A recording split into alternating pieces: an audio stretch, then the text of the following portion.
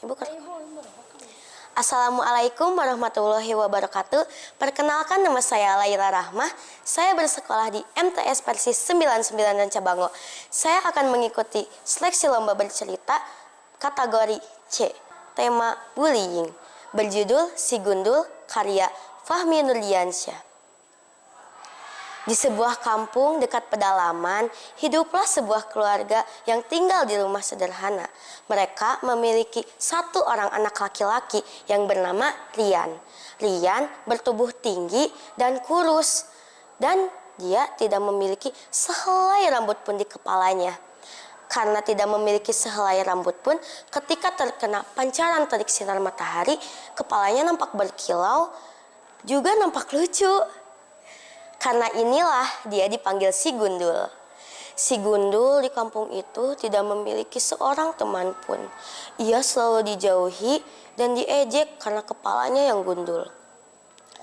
Karena hal inilah membuat Si Gundul menjadi sering tersisih dan rendah. Setiap hari sepulang sekolah, ia selalu melihat teman-temannya tengah asyik bermain. Namun, ketika dia menghampiri mereka, teman-temannya itu selalu mengusir dia. Karena inilah membuat Si Gundul semakin rendah. Tapi pada suatu hari, karena tekadnya yang kuat untuk ikut bermain, Si Gundul pun menghampiri mereka. Namun, karena tekadnya itu, dia menjadi diperlakukan kasar sehingga dia didorong sampai jatuh.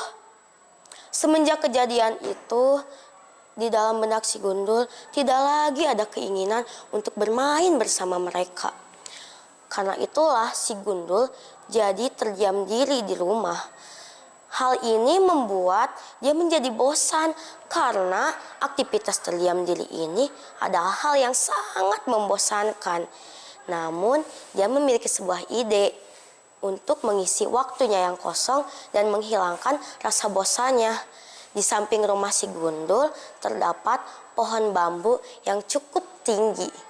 Karena Si Gundul adalah anak yang bertalenta, dia mempunyai kelebihan. Dia berpikir untuk membuat bambu tersebut menjadi sebuah layang-layang. Dengan bantuan ibunya, menebang bambu tersebut dan menjadikan layang-layang yang cukup besar. Sebelumnya layang-layang itu belum ada di kampung tersebut. Pada suatu hari, dengan membawa layangannya, dia pergi ke lahan yang cukup luas.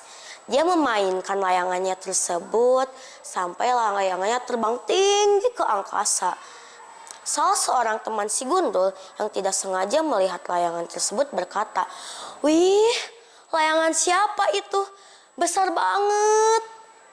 Katanya Adit, salah seorang teman Si Gundul yang pernah mengejeknya.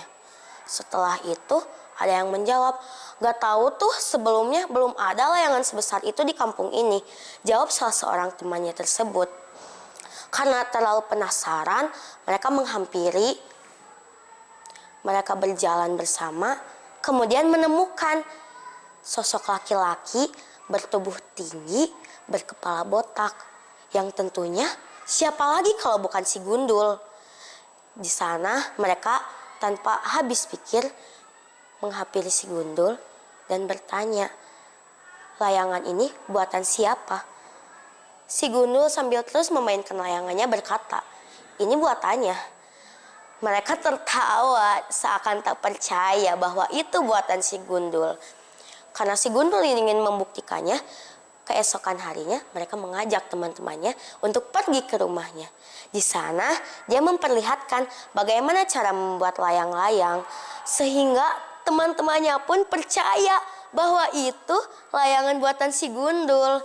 Di sana teman-temannya meminta maaf karena dahulu mereka sering mengejek dan menjauhinya. Dengan murah hati, Si Gundul memaafkannya. Si Gundul berkata, "Jangan sesekali kalian memandang seseorang dari fisik maupun harta." Di sana, mereka pun berbaikan.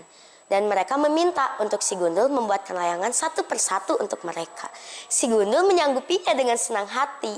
Di sana, mereka membuat layangan tersebut. Mereka juga tidak hanya melihat, mereka membantu Si Gundul untuk membuatnya.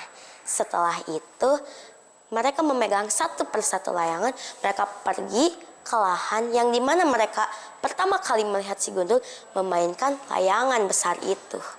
Di sana mereka bermain bersama-sama, tertawa dan bahagia tanpa ada perselisihan.